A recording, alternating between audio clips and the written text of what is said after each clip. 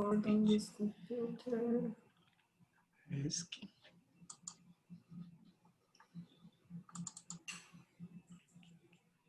Não sei se está gravando. Espera só um pouquinho, gente. Deixa eu só ver aqui se está...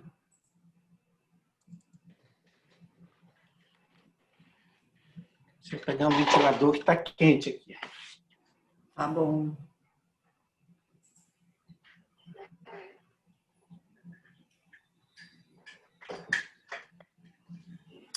Eu acho que eu tenho que parar de compartilhar para poder ver se está gravando. Isso.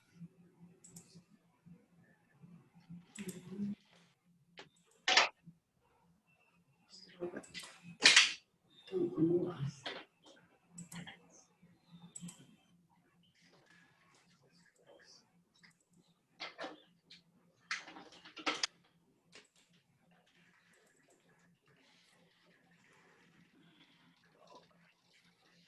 Bom, então vamos lá, gente.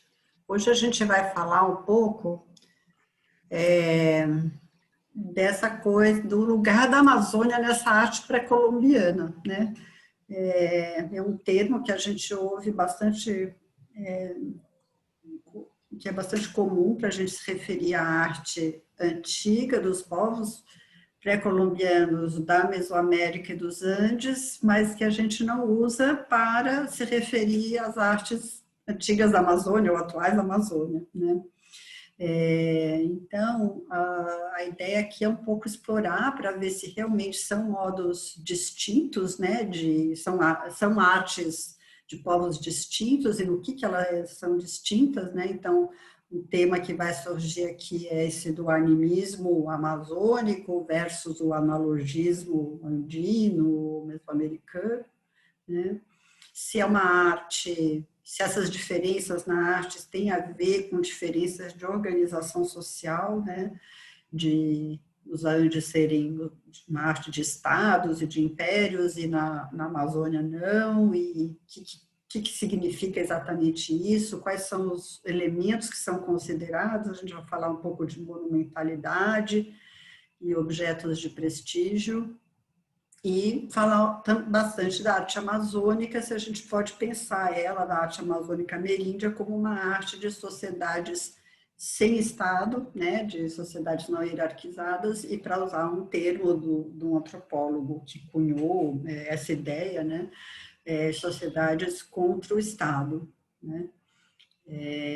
E, por outro lado, o que o passado da Amazônia revela em relação a isso, né? E ao longo da aula a gente vai pontuar um pouco diálogos possíveis entre esses dois modos de fazer arte, que seria dessa arte pré-colombiana e dessa arte amazônica, né?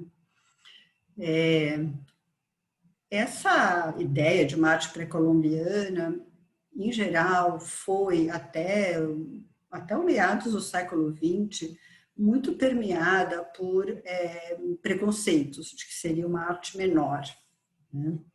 Então, eu coloquei aí um texto de um antropólogo que foi bem famoso, bem importante, que escreveu nesse Handbook of South American Indians, que foi uma obra marcante, que fez um apanhado, né, de todos os índios da América do Sul, todos os povos da América do Sul. E ele falava, então, da arte dos índios da América do Sul, né, como uma arte menor. Opa, está chegando o Emílio aqui. Ele falava da arte dos índios da América do Sul como uma coisa menor, com algumas exceções, né? Ele falava que era uma... Oi, Emílio. Olá, tudo bom? Tudo Cristiana, bom? gente, boa tarde. Boa tarde. Eu comecei porque eu justamente não quero me estender muito para a gente dar tempo de respirar um pouquinho, né, entre a aula e o Café Consciência. Então, comecei. O Michel está tentando entrar, mas não sei se vai conseguir. A Marcele teve um problema, não vai poder assistir. Deixa eu ver se tem mais mensagem de mais alguém aqui. Não sei o que acontece com a Vanessa e com a... Então, a gente estava começando a aula, Emílio, falando justamente de como essa ideia de arte pré-colombiana e arte amazônicas foram construídas ao longo do tempo de uma forma bem preconceituosa, né? Então, estava aqui lendo uma frase do Alfred Kröber, que foi um antropólogo bem importante nos anos 50, e que falava que os nativos da América do Sul não conseguiram atingir qualquer das artes realmente grandes da história humana. Isso vindo da boca de um antropólogo é bem estranho, né? Embora diversos desenvolvimentos se aproximem desse estágio, e aí cita algumas exceções, e óbvio, todas do universo andino, né? E fala que, em geral, fica na faixa do simplesmente decorativo. Então, essa ideia, né, de que as artes ameríndias eram apenas decoração, entrava naquela categoria de artes decorativas, que é uma arte menor, né, considerada aí para os padrões estéticos ocidentais. Mas ele falava uma coisa interessante, falava que era uma arte que estava meio atolada, como se tivesse os pés atolados na tecnologia.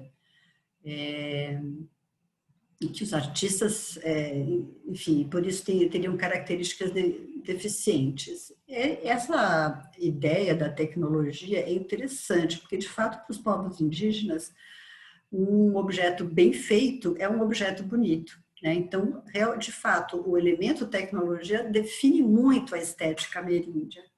Então, pena que ele viu essa arte com olhos tão negativos, né? Mas se você vê que já nessa época há essa distinção, só alguns conseguiram atingir, né, aquela arte realmente grande da história humana e etc. Então já separou a arte pré-colombiana. Quando eu falo arte pré-colombiana, estou me referindo à arte dos Andes e da Mesoamérica, do restante das artes ameríndias, né? São uma questão, né, bem interessante isso, porque isso também se foca na questão dos materiais, né? Exatamente. A Elsa Lagro pontua muito isso, nessa distinção. Enquanto os povos indígenas aqui das Terras Baixas, eu não sei na América do Norte, mas especificamente nas Terras Baixas aqui da América do Sul, eles têm são outros tipos de materiais usados, né? Não necessariamente a pedra, que era mais visível assim para os conquistadores, colonizadores e para nós, né? E até mais chamativo, assim, por assim dizer, né? A gente como uma sociedade que introjetou essa questão, né? Bonito são coisas grandes, majestosas, imponentes, feitas em pedra, arquitetonicamente bonitas, etc. Então, como essas questões também vão sendo pontuadas a partir dos materiais e dessa inversão, né, de lógica, de Sim, entendimento do que é o belo. vamos falar bastante disso, né? Tentar isolar esses elementos justamente. Mas só assim, voltando à questão da tecnologia, essa maestria técnica, né, que são objetos que demandam concentração, habilidade, um rigor formal, são os objetos que são de fato valorizados nas artes dos povos ameríndios da Amazônia, muito porque esses objetos, a origem dos objetos, dos artefatos, muitas vezes na mitologia tem sentidos cosmológicos em termos de que eles foram trazidos por seres ancestrais e que os artistas, os artesãos indígenas, eles são apenas eles reproduzem esses modelos que eles foram trazidos em tempos primevos, né? Eles são os guardiões ou os reprodutores, eles não são donos daqueles objetos ou daqueles grafismos. Então, quase em todos os povos, você vai ver que tem uma série de tabus que falam que se você não reproduzir exatamente da maneira certa aquele modelo, o objeto pode sair errado e a agência benéfica dele pode se transformar em maléfica, né? Então, tem muito isso nas artes ameríndias. E por isso, essa valorização de uma boa técnica, de uma boa maneira de fazer, porque você tem que copiar o modelo exatamente como ele é, né? Isso, na verdade, a gente pode explicar por uma coisa que eu já falei aqui, esse conservadorismo nas artes de povos sem escrita, que é o quê? A maneira de fazer as coisas tem que ser reproduzida, porque com essa maneira de fazer as coisas é reproduzida a própria cultura, a própria identidade deles, né? Então, a reprodução dos grafismos, dos objetos, das formas, das cores, é muito importante. Bom, então falando como esse conceito de arte pré-colombiana foi muito construído culturalmente, eu coloquei aqui algumas das ideias que são associadas, né, as artes indígenas da Amazônica versus a arte pré-colombiana, então uma coisa é de terras baixas, de florestas tropicais, tal, e a outra uma coisa de montanhas com climas mais frios, talvez se aproxime mais do que a gente tem na Europa, né? A ideia é que na Amazônia você tem uma arte primitiva e de que nos Andes nos Andes e na Mesoamérica você conseguiu, teve altas civilizações, né? A ideia de que na Amazônia tudo é efêmero, tudo é imaterial, dura pouco, tudo é orgânico, são plumas, são madeira, é palha, né? E isso não dura, enquanto que do lado andino você tem a pedra, você tem o metal, enfim, coisas duradouras e materiais. E uma coisa que a gente tem que atentar é que esses contrastes foram feitos, na verdade, entre culturas do passado, da América pré-colombiana, e culturas do presente na Amazônia, né? E que talvez esse passado da Amazônia tenha sido mais próximo desse passado andino do que a gente pensa, né? E aí a gente vai falar um pouquinho sobre isso nessa aula hoje, né? Então, qual que é o lugar da Amazônia nas artes ameríndias? Se a gente for ver como isso vem sendo construído no discurso educativo, a Amazônia não existe, né? É um vazio. Chega ao ponto deles cortarem, inclusive, a parte sul e leste da América do Sul, né? Nesse mapinha aí, à direita abaixo. Então, você vê que, assim, tem poucas coisas, são os astecas, os incas, né, os maias, talvez, enfim, então é uma coisa bem complicada, e as pessoas têm essa ideia na cabeça, sobretudo aqui no Brasil, quando você começa a mostrar as coisas arqueológicas que seriam da mesma idade, da mesma época, o correspondente cronológico a essa arte pré-colombiana, os brasileiros ficam super assustados, mas tem alguma coisa no Brasil? Teve alguma civilização, né? Essa ideia de que...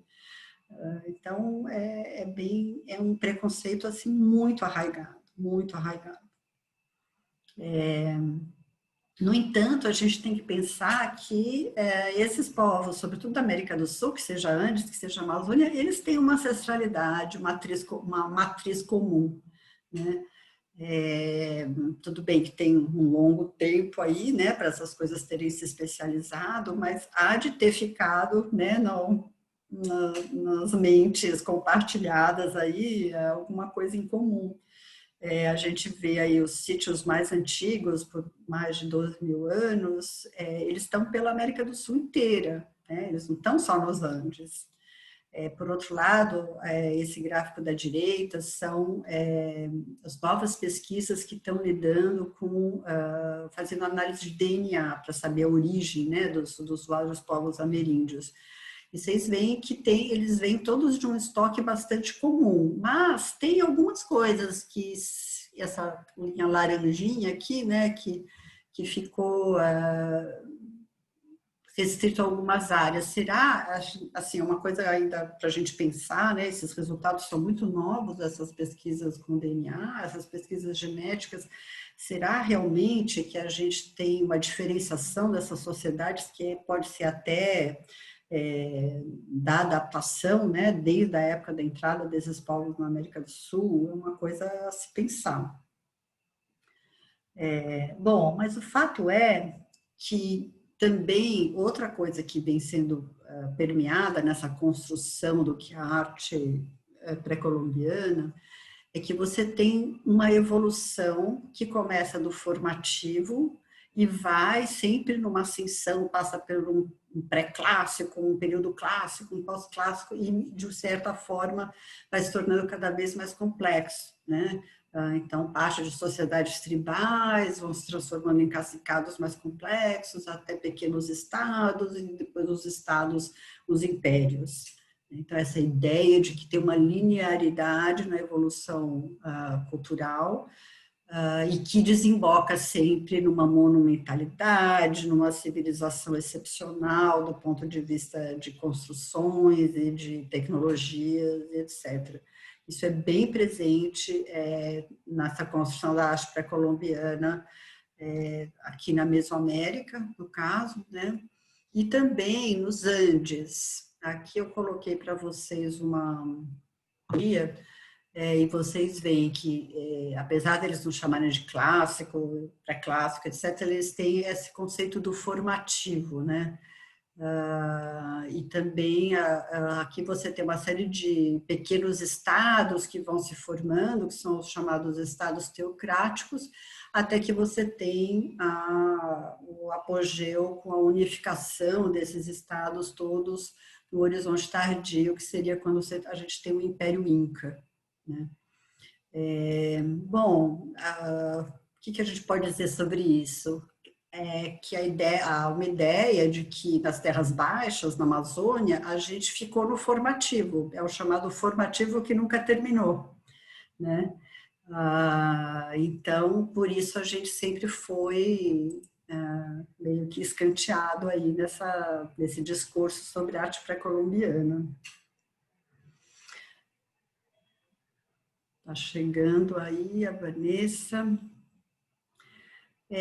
Bom, mas então o que seriam essa arte de estados teocráticos? O que é uma teocracia e por que ela pode interferir, né, na cultura material? Então, a ideia de que são, no mundo inteiro, né, você tem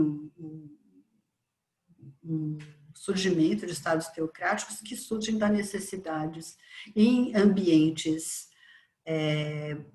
que causam bastante estresse em termos ambientais, por exemplo, né, que são ambientes secos, que têm dificuldade de agricultura, desertos e coisas desse tipo. Então, eles nascem da necessidade de empreender grandes modificações na paisagem para ser possível a ocupação humana, e então precisa regimentar muita mão de obra, organizar muita mão de obra, para fazer essas grandes modificações, e aí você começa a ter um poder político para organizar isso, e que é legitimado pela religião, ao contrário dos estados militaristas, que é legitimado pela coerção, né? Então, eles não têm exércitos que vão bater no povo, mas eles têm a religião que diz: se você não fizer aquilo, você vai morrer, sei lá, vai para o inferno, e aí varia, né?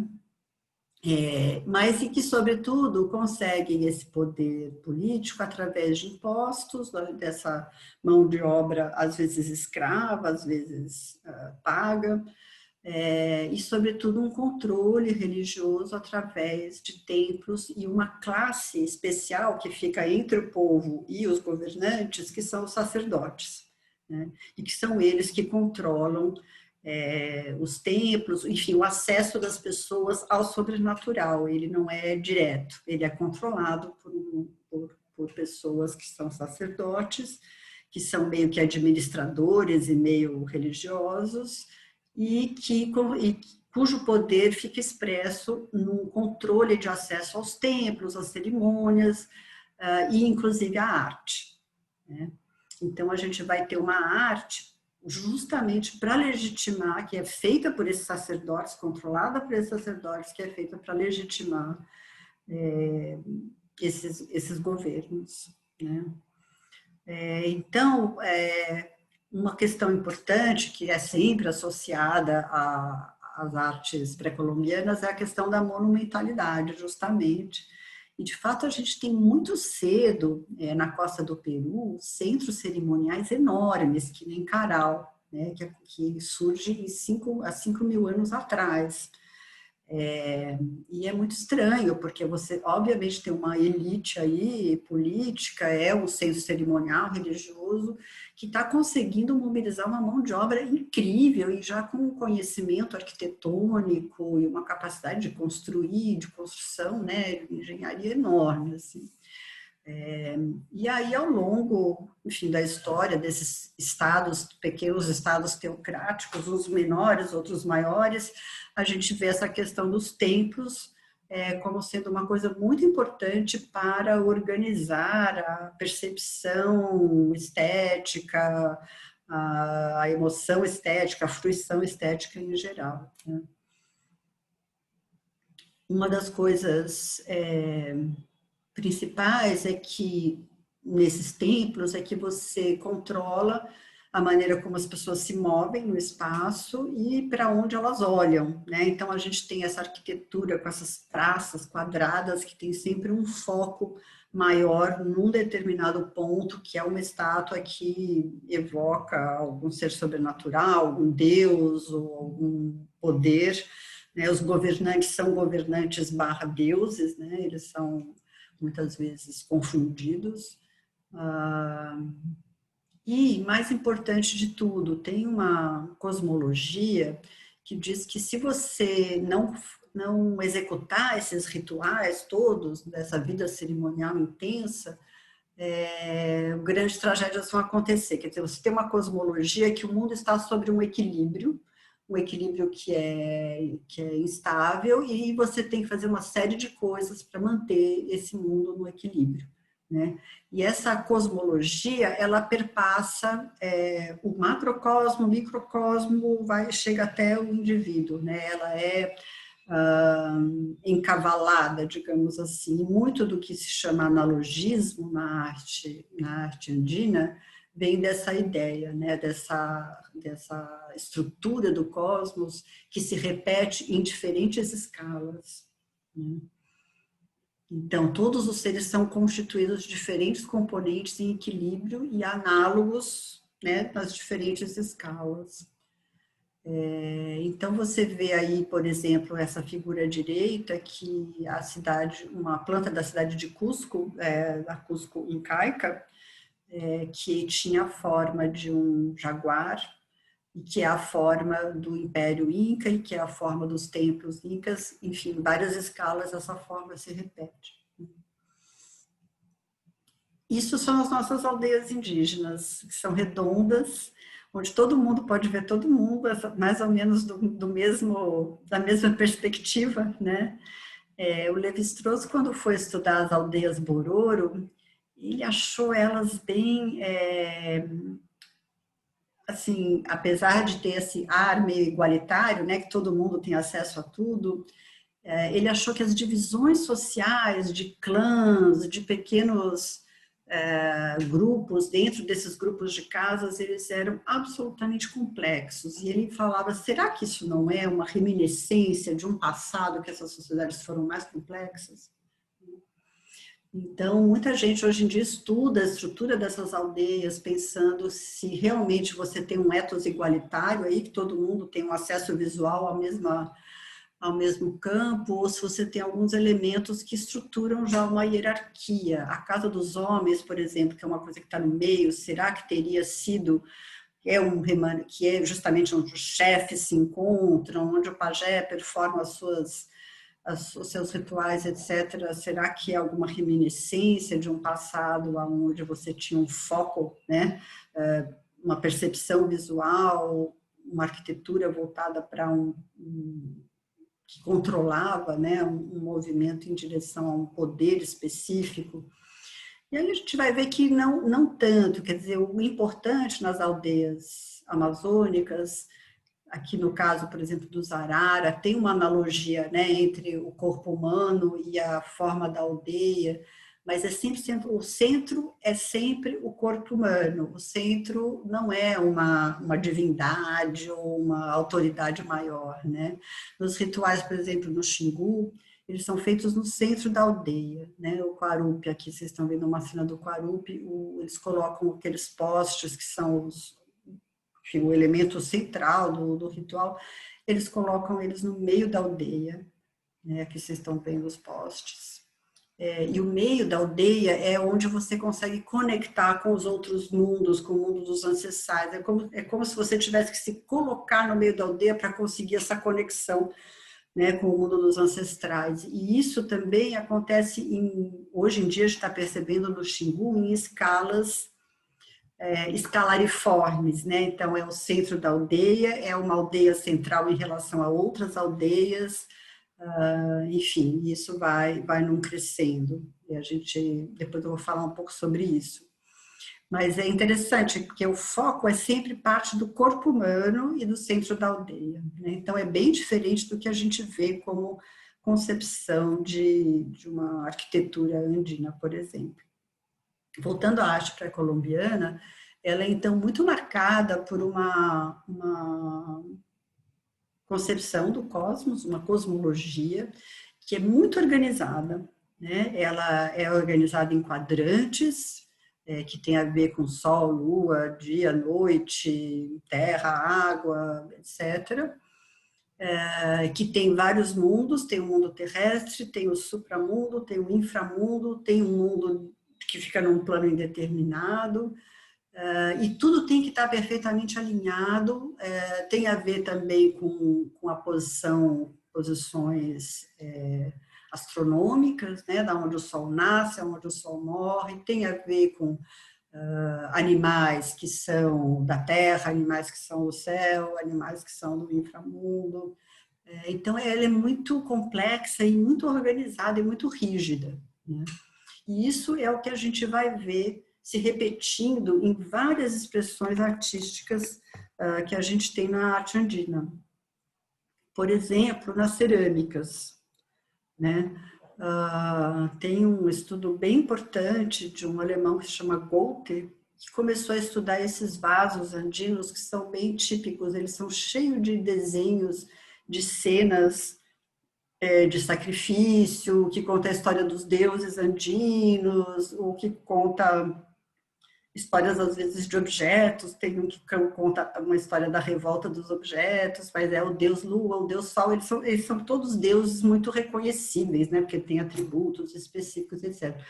E ele percebeu que esses vasos e as cenas, as narrativas, são organizadas de acordo com essa estrutura cosmológica, justamente, né? Então, você tem isso nos monumentos, você tem isso nos objetos menores, como as cerâmicas, isso é uma coisa muito marcante.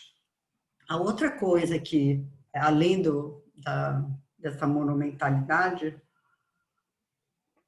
que é sempre muito marcante quando se fala das diferenças entre as artes das terras altas e das terras baixas, são alguns dos materiais, né, Emílio, como você tinha falado, não só as pirâmides e templos de pedra e etc., mas também materiais de prestígio, o ouro, né? Então, muitos acham que se você tem a tecnologia, né, de produzir objetos em ouro, etc.,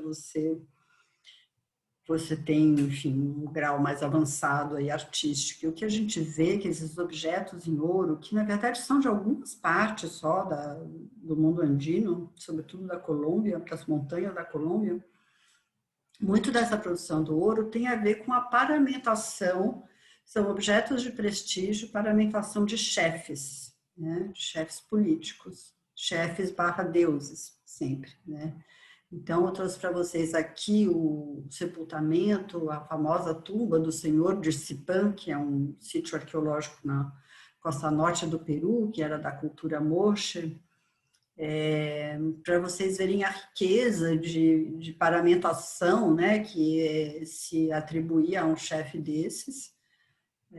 Muitos objetos em ouro e muitos objetos, na verdade, que são feitos para serem sacrificados, doados, ofertados a esse deus barra chefe enfim, eram coisas muito especiais, eram de fato insígnias de prestígio, oferendas, e muitas vezes ligados também a sacrifício humano, né? Então, a valorização de alguns objetos, como esses objetos em ouro, ou outros aí, quase que se equipara às vidas humanas, que também eram sacrificadas tudo para manter o cosmos em equilíbrio, né, gente? Vamos lembrar que esses rituais são muito direcionados, assim. E a outra coisa que a gente começa a ter também nos Andes, desses pequenos estados teocráticos, essa valorização dos chefes e dos indivíduos sendo representados de forma absolutamente realística nas cerâmicas, né? Então, esses são os famosos vasos efígie. E quando esses estados começam a ser mais controladores, esses vasos e outros viram moldes que são feitos em massa, para consumo em massa. Então, os sacerdotes fazem os moldes, então você só pode representar aquele indivíduo, aquele ser de uma certa maneira, que é ditada pelos sacerdotes, né? E eles são reproduzidos em grande escala para serem usados nesses rituais, sejam como oferenda, sejam como sacrifício, às vezes eles destruíam essas cerâmicas, enfim. Então, vocês veem que em todos os níveis, não só do monumento, mas até os objetos menores, há um controle constante por essa casta de especialistas, administradores, que dizem o que é permitido e o que não é permitido, né? E a gente chega, por exemplo, no Império Inca, a gente tem nas cerâmicas, e eu falo bastante cerâmica porque é o que eu mais sei dessas artes pré-colombianas, gente, mas certamente nos outros níveis, né, de artefatos isso também ocorre. No Império Inca a gente vê uma coisa bem interessante. O Império Inca, ele, em determinado momento, ele engloba todos esses pequenos estados teocráticos, né, e tem uma influência fundamental nessas redes e acesso a diferentes recursos, enfim.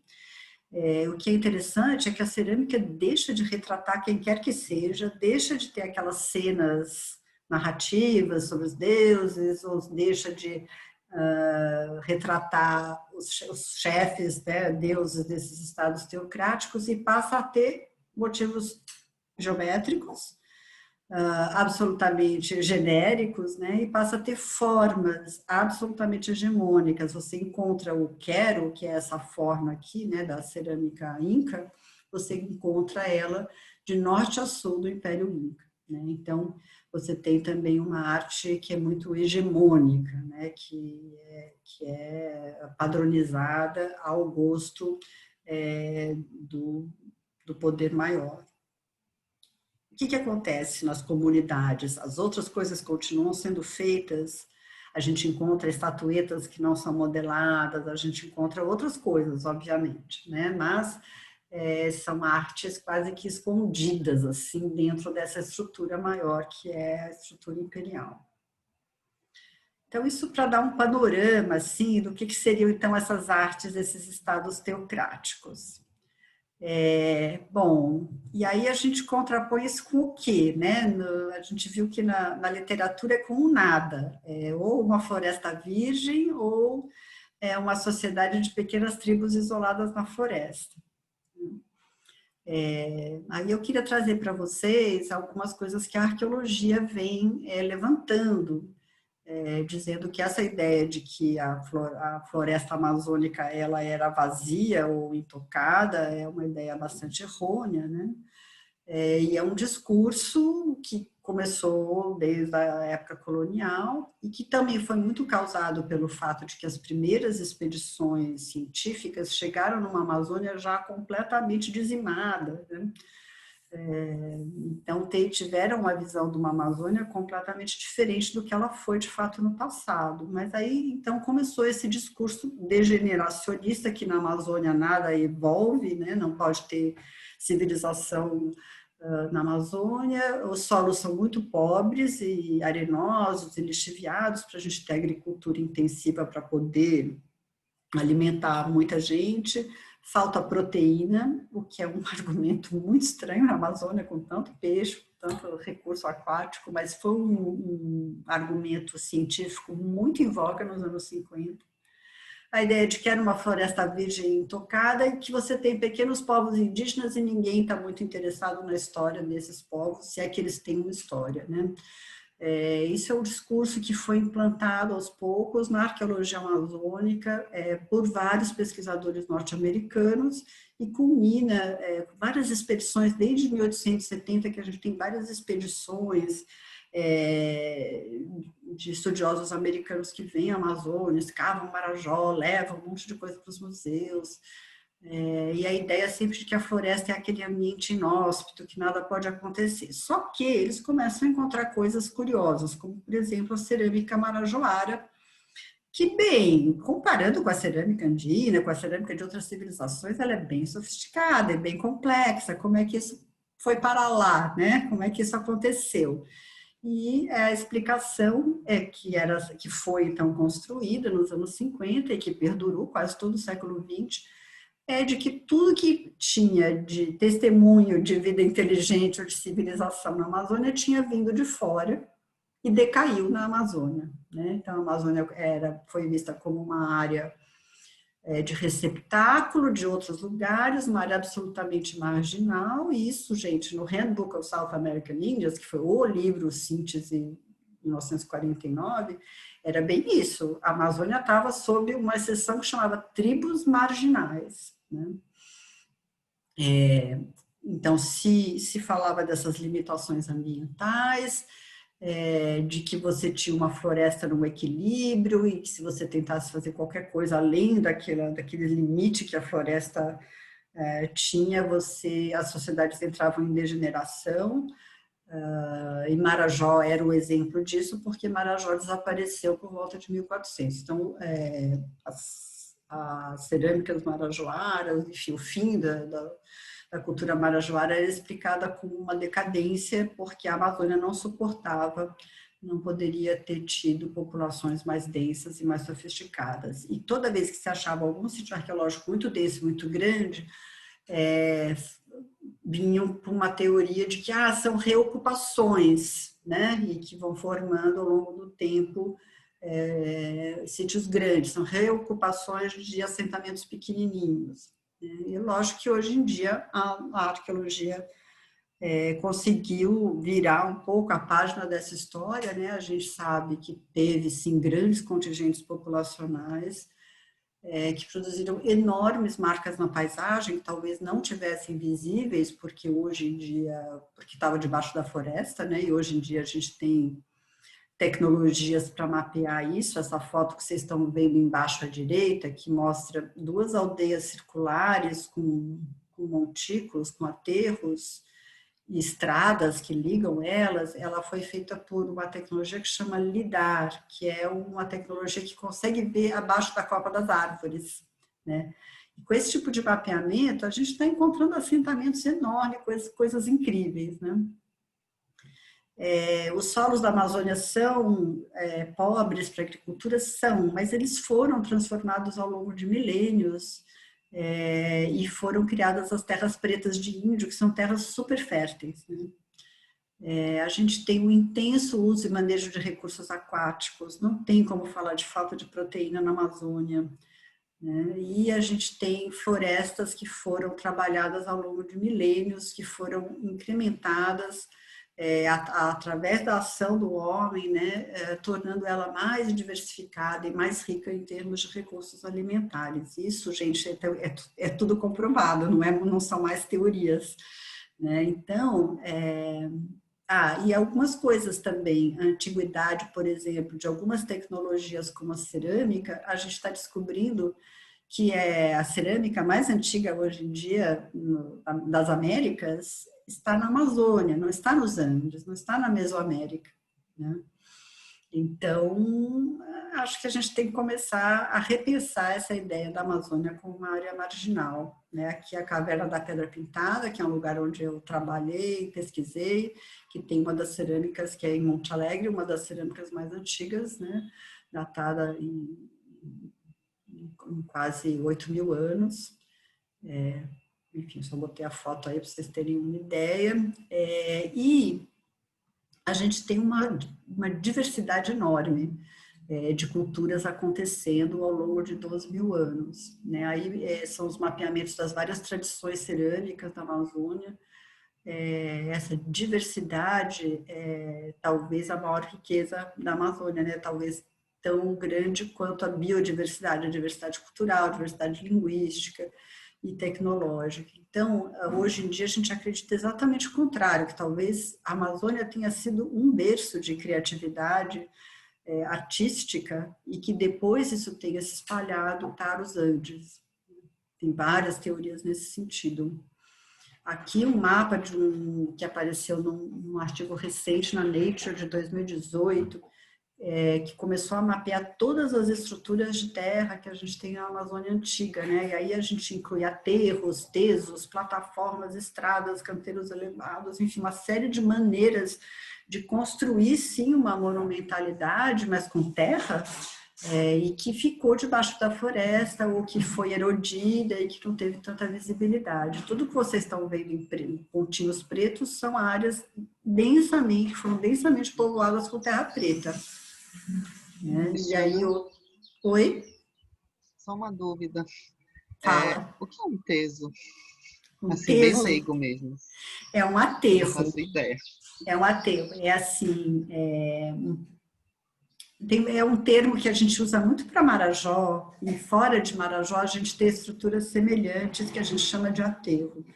Na verdade, é uma área plana que é alagada, talvez sazonalmente, e que é construída artificialmente, ou seja, que você cava, pega a terra que você tira da onde você cavou e coloca em cima e vai construindo essas plataformas elevadas, né? Então, na época das cheias, isso viram ilhas, e na época das vazantes, isso fica que nem pequenas montanhas, assim.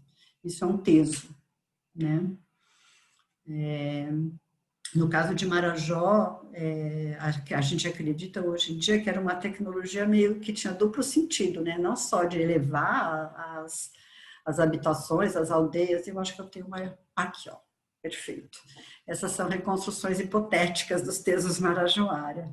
Então, tinha essa dupla função, você cavava em volta para obter a terra, para fazer o aterro, e na medida que você fazia esses lagos que ficavam mais profundos, e tinha controle da vazante, você fechava aquilo e fazia criadouros artificiais de peixes, de tartarugas e etc. Então você tinha uma abundância de recursos o ano inteiro, né? E vivia num lugar elevado, mais fresquinho, mais arejado, etc.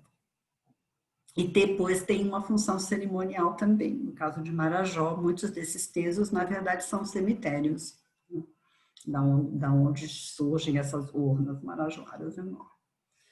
Então, eu coloquei algumas estruturas de terra. Outras que são bem impressionantes são os geoglifos. Os geoglifos, hoje em dia, a gente tem centenas deles mapeados no Acre, Rondônia, na Bolívia, naquela região, né? A gente não tem um total entendimento de por que eles foram feitos, mas a gente sabe que eles foram feitos sobre áreas que já tinham sido manejadas há muito tempo. Muitos deles são conectados entre si, talvez sejam caminhos, talvez sejam fortificações, talvez sejam coisas rituais, que tem as linhas Nazca, né? Eles têm todas essas formas geométricas de círculos ou de quadrados, mas enfim, são coisas bem impressionantes. É um jeito de você, enfim, construir essas valas. Tem 11 metros de largura, né? Tem 4 metros de profundidade, quer dizer, é muita terra sendo movimentada aí, né? Aqui um outro exemplo de intervenção, né, brutal no meio ambiente são os campos elevados que a gente tem nas costas das Guianas. Também, né, para fazer uma agricultura que não precisa de fogo, não precisa fazer agricultura de coivara, e que consegue uma fertilidade incrível dos solos, garantida justamente por essa lama retirada, né, e colocada em cima. E foram feitos já estudos experimentais, conseguem ter uma produtividade enorme, esses campos elevados, né, para plantar desde mandioca, arroz, milho, enfim. Aqui mais uma outra foto dos campos elevados, para vocês terem uma ideia da dimensão da coisa. A gente tem os megalitos do Amapá, que são outras estruturas altamente rituais, né? Eles são tanto observatórios astronômicos, já está comprovado que tem alinhamento solar no dia do solstício, né? Com as pontas das pedras. Eles foram escavados, essas pedras foram colocadas propositalmente exatamente nesses ângulos. Embaixo dessas lajes tem esses poços funerários com uma cerâmica super bonita. E essas pedras foram trazidas de centenas de metros, elas não eram disponíveis ali nessa região, né? Então, a gente tem, para falar de monumentalidade, a gente tem coisas bem semelhantes, né, em termos de intervenção na paisagem. Outro estudo bacana é esse das aldeias do Xingu, justamente, né, que está descobrindo que, primeiro, elas eram muito maiores no passado, elas eram interconectadas por estradas de uma maneira galáctica, como diz o Michael Heckenberger, você tem uma aldeia central e outras aldeias menores em volta, que são ligadas a outras aldeias. Ele chama disso de um urbanismo amazônico. Então, esses são alguns exemplos, gente, de como era a Amazônia no passado, né? Aí eu botei um mapinha de tudo que estava acontecendo na Amazônia no ano 1000, essas áreas mais escuras, marronzinhas, são as áreas onde você tem grandes centros cerimoniais, onde você tem essas estruturas de terra, as terras pretas, enfim. Então, talvez a gente possa repensar essa dicotomia entre arte pré-colombiana e arte das terras baixas, pensando um pouco mais nesse passado amazônico que talvez aproxime ele um pouquinho mais dos Andes, né? Então, no mesmo momento que a gente está tendo a expansão máxima do Império Inca, a gente está tendo a expansão máxima, por exemplo, Marajó, a gente está tendo todas essas expansões dessas sociedades aqui, né? Então, a gente tem que repensar um pouco o que a gente está comparando, né? Se é o passado pré-colombiano com o presente amazônico ou se é o passado amazônico com o passado pré-colombiano. E talvez, e aí eu coloquei aqui, então, vamos comparar passado com passado, né? Em vez de colocar um índiozinho hoje, coloquei uma peça arqueológica. A gente precisa começar a pensar nessa dicotomia de uma outra maneira. E a outra maneira que tem surgido é pensar em diferentes ontologias, né? Uma animista e outra analogista. Esse é um termo que foi cunhado pelo Philippe Descolat, vou falar um pouquinho mais para frente, mas a ontologia animista, como a gente já viu, né? Ela foca muito nessa construção do corpo, na ideia de que a forma corporal é transformacional, ela é pouco duradoura, enfim, e, sobretudo, ela é feita de uma maneira a você ter uma relação direta com o sobrenatural, né? Ela são aldeias com rituais face a face, né? Você tem a máscara, ela daquele ser que está ali atuando, ela não é uma representação, ela é o próprio ser, né? Aquela ideia que a gente falou na primeira aula lá de arte de sociedades de máscara, que é uma ideia que remonta ao Lévi-Strauss, né? E do outro lado, então, tem uma ontologia analogista que está ligada a essa arte dos estados teocráticos, com esses centros cerimoniais para intermediar a relação entre o indivíduo e o sobrenatural, né? E com esses elos de analogias entre o macrocosmo e o microcosmo. Basicamente, duas maneiras completamente diferentes de ver o mundo, de ver como o mundo é organizado e como manter o equilíbrio desse mundo, né? Então, voltei lá ao Lévi-Strauss, que ele falava, bom, talvez tenha uma arte de sociedades de máscara, que são essas artes justamente que você tem a relação com o sobrenatural direta. Ih, estão jogando por fora. Vocês estão me ouvindo, gente? Tudo certo?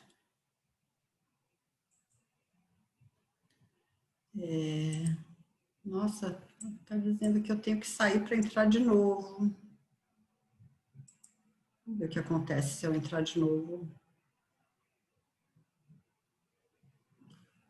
Ai, terminou. Bom, tudo certo, né? Vocês estão me ouvindo? Então tá, vou continuar. Alguém deve ter entrado com a minha senha, deve ser isso. O Lévi-Strauss já falava lá atrás, quando ele foi estudar os Cadiveu e que ele percebeu que tinha aquela semelhança, né, com outras artes de outros povos de uma organização social tribal, e ele falava que a arte talvez esteja intimamente ligada à organização social. Né? Motivos e temas servem para expressar diferenças de ranking, privilégios, de nobreza e graus de prestígio.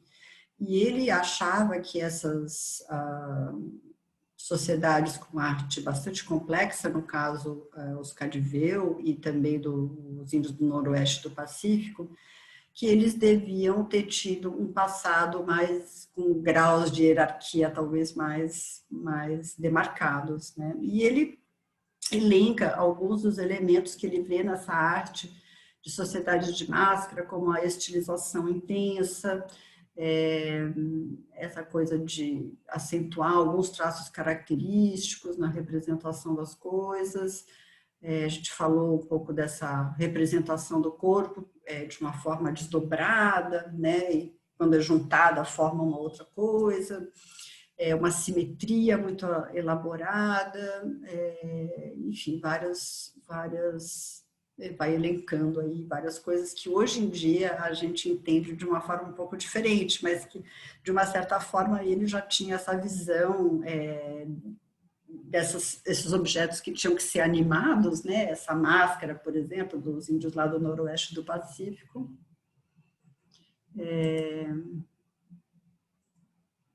Ai, gente, você viu alguma coisa estranha aqui.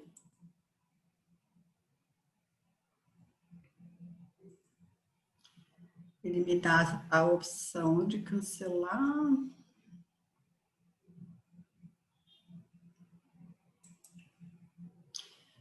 O que vocês estão vendo na minha tela agora?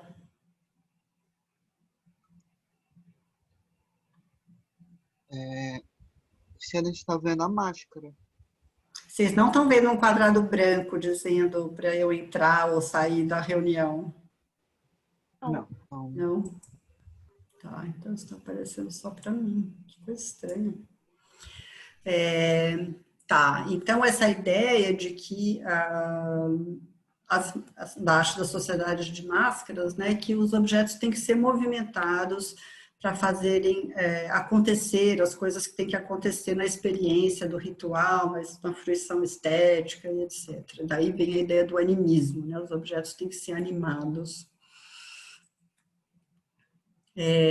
Então, quando a gente vem, na verdade, tem dois braços aí que nos dão um pouco dessa arte, o que seriam essas artes das sociedades amazônicas, né? Que seriam ontologias que bebem, na verdade, a ideia que vem lá do Pierre Clastre, que foi um antropólogo que estudou os índios guaiaquis, os índios guaranis, e que percebeu que, de fato, nessas sociedades existiam alguns mecanismos que previnem a formação de formas hierárquicas, fixas e estáveis de poder.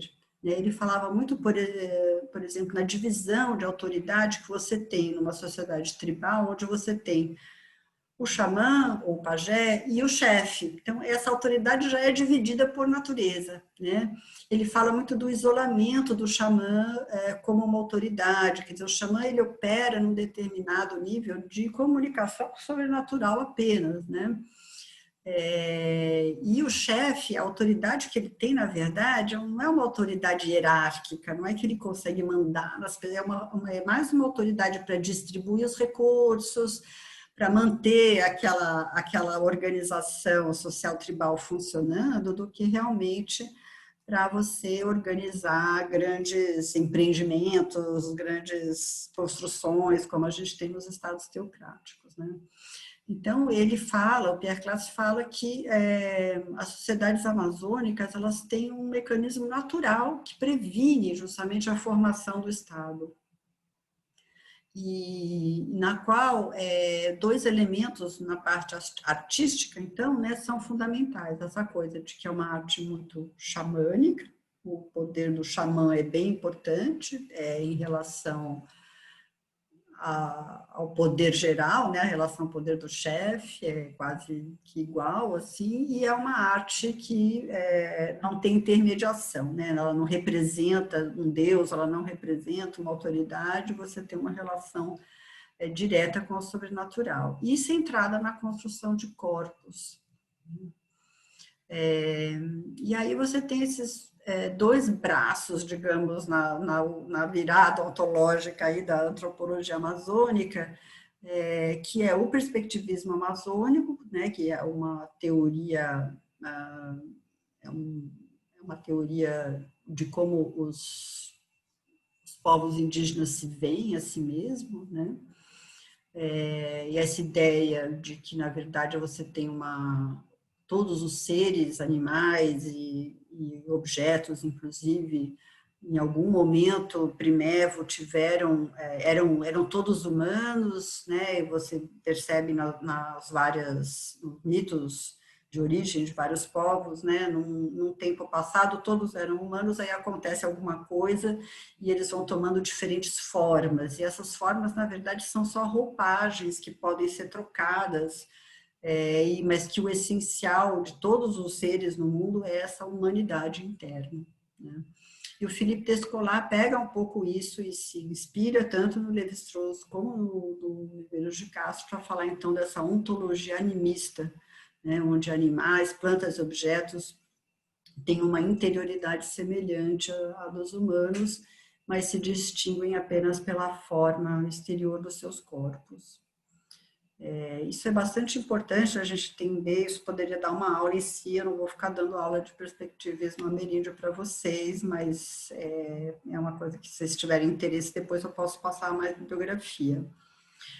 O Philippe Descolat, especificamente, foi quem teceu uma teoria sobre as diferentes formas de se figurar, de se representar o corpo e o mundo, né? Então, ele dividiu isso em 4 formas, que ele chama de animismo, que seria justamente correspondente aos povos amazônicos, aos povos indígenas do noroeste do Pacífico, o naturalismo, que seria a nossa maneira ocidental de representar os corpos e as pessoas, enfim, o mundo, o totemismo, que seria a maneira, por exemplo, que os aborígenes da Austrália têm de representar o mundo, e o analogismo, que é esse mundo encavalado, né, que você tem uma descontinuidade entre as diferentes escalas, mas ao mesmo tempo que estão muito ligadas, uma figuração de redes de afinidades, como ele fala, né? Que seria justamente o correspondente às sociedades andinas, ou às sociedades mesoamericanas. Então, para o animismo ameríndio, ele fala, né, que é uma arte com ênfase na capacidade da metamorfose, da fabricação do corpo, né? Então, é sobretudo voltado para máscaras, para pintura corporal, para adornos. São sempre objetos que sugerem que os espíritos animais são dotados de uma humanidade ou de uma alma, o que é feito sempre através do movimento desses objetos, né, e que os rituais são feitos basicamente para movimentar os objetos. E ele, então, ele fez uma exposição mostrando esses diferentes tipos de arte, em que lá no Museu do Quai Branly, em Paris, que ele mostrava os objetos, né, e no final você tinha um exercício que você tinha que fazer mostrar você alguns objetos, você classificar eles, né? Ah, isso faz parte de uma ontologia animista, esse é uma ontologia naturalista. E o que a gente vê, na verdade, é que isso é quase que um modelo estrutural e que você tem várias exceções aí, né? E eu, particularmente, vejo muitos analogismos nas artes amazônicas, sobretudo no passado, né? E vejo também muito animismo nas artes pré-colombianas. Então, essas separações a gente tem que relativizar um pouquinho. Tudo bem, gente?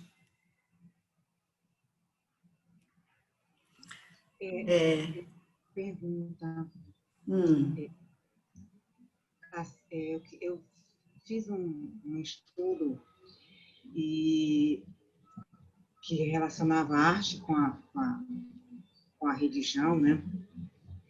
E algumas leituras apontavam que alguns povos utilizavam da máscara, usavam, né, animais mesmo, eles utilizavam isso e se utilizava pouco da forma humana, né? Isso aparecia em vários povos, porque, além do que a gente já estudou em relação à caça, era porque eles consideravam que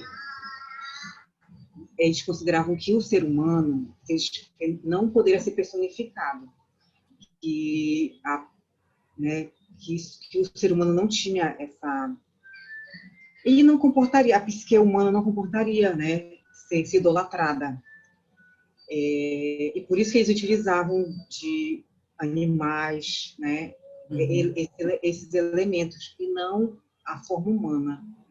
Aí eu gostaria de perguntar se tem algum indício dentro aqui dos povos ameríndios em relação a isso, porque eles utilizam... Então, né? o passado da Amazônia está cheio de representações humanas, cheio. Aqui você está vendo algumas, né? Mas sempre em relação com os animais, quer dizer, os animais também são muito presentes.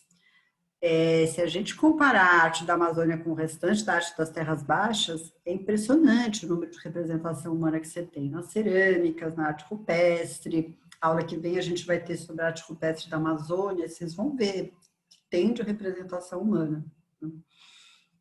E então, isso é uma teoria um pouco furada, eu diria. O que tem e que a gente percebe em momentos mais recentes é que tem uma ênfase muito grande em grafismos que nós identificamos como arte abstrata, mas que na verdade não é, né? Eu vou falar um pouquinho disso e acho que vai ficar mais fácil explicar depois que a gente vê as imagens, mas de forma geral tem muita representação humana na arte amazônica. E a gente tem que ter um pouco de cuidado com esse termo representação na Amazônia, porque justamente não é que eles estão representando, eles estão presentificando, eles estão trazendo aquele ser, o objeto em si, construir aquele objeto de uma forma humana, já é trazer aquele ser humano para essa arena de observação, de interação, enfim. Né? E Cristiana, Ah, é bem interessante isso, porque, fazendo um paralelo com o texto, por exemplo, sempre presentificar, trazer, né, vamos dizer assim, para o convívio social, esses outros seres existentes, mas nunca trazer de fato. É sempre um elemento, uma forma, né, de modo que não se agencie completamente esses seres. Ou seja, a agência ela é benéfica até certos pontos. Se você extrapola isso, ela acaba deformando, né, transformando a mais esse corpo e esse ser também em um outro ser. Então, isso também passa um pouco nesses aspectos. E aí, uma coisa que eu achei fantástico nessa leitura agora foi essa ideia de reestruturação estética, como você vai ter uma outra, você traz o elemento sem o representar, entre aspas, de fato.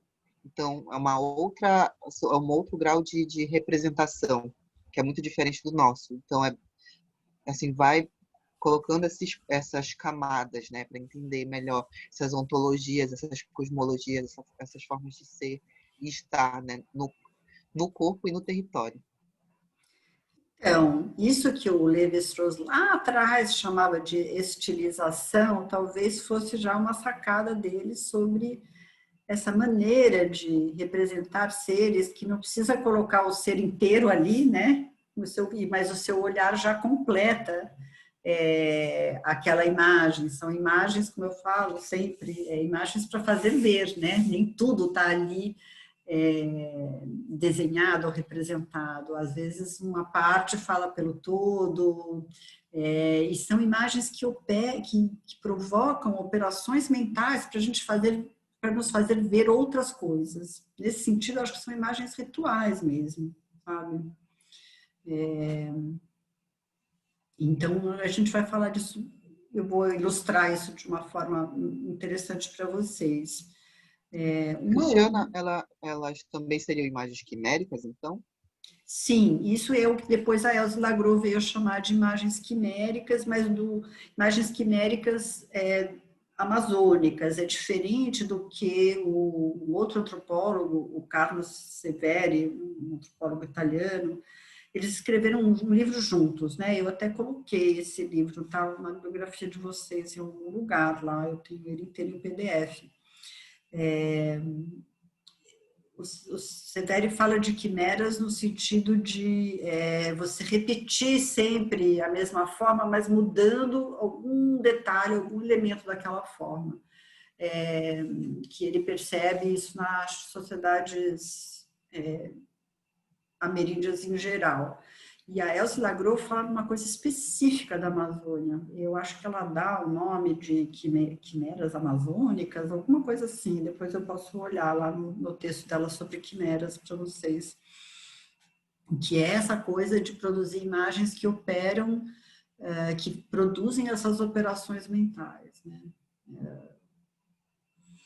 Então, aí falando de representação e de apresentação, no passado amazônico, na arqueologia, a gente tem representações bem figurativas, na verdade, dos seres, né?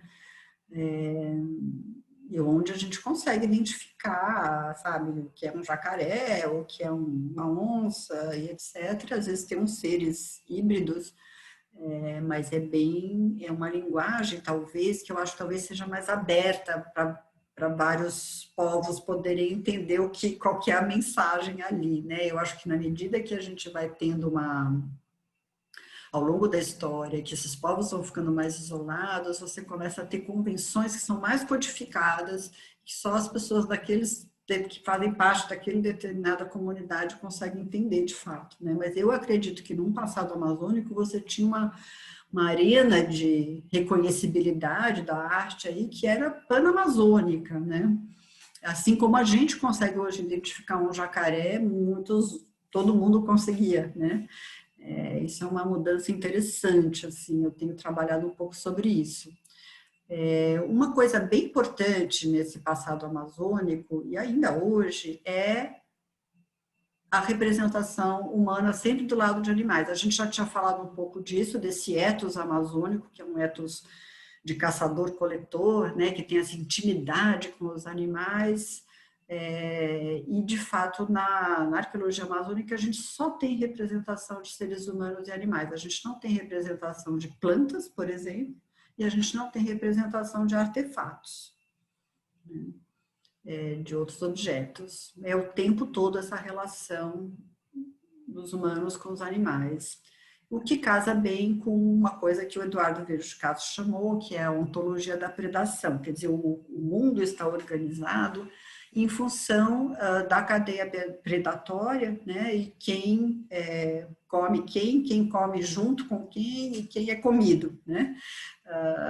E isso a gente vê o tempo todo aparecendo nas artes amazônicas, né. Ele explicam aqui um pouco, um slide um pouco longo, mas que ele explica um pouco essa posição, essa maneira de você subjetificar, né, os seres, essa posição do sujeito sempre passa por essa ideia da perspectiva, né, da partir da qual você está olhando, né, dentro dessa ordem da predação. E o corpo que as pessoas vão assumir depende muito dessa posição dentro dessa cadeia também, né? Como ele se vê, quer dizer, essa aparência revestida, né, do corpo, ela... Eu vou tirar aqui que vocês estão me atrapalhando. Essa representação do corpo que se dá sempre como uma roupagem, digamos assim, que pode ser mudada, né? É uma identidade que depende muito de quem está olhando e quem está onde, né? O corpo só pode ser visto dentro de uma certa relação necessária entre sujeito e objeto aí, né? Mas nenhum sujeito pode ser concebido de uma forma corporal determinada, ela é sempre relacional, essa forma do corpo depende sempre de quem está olhando para ele, né?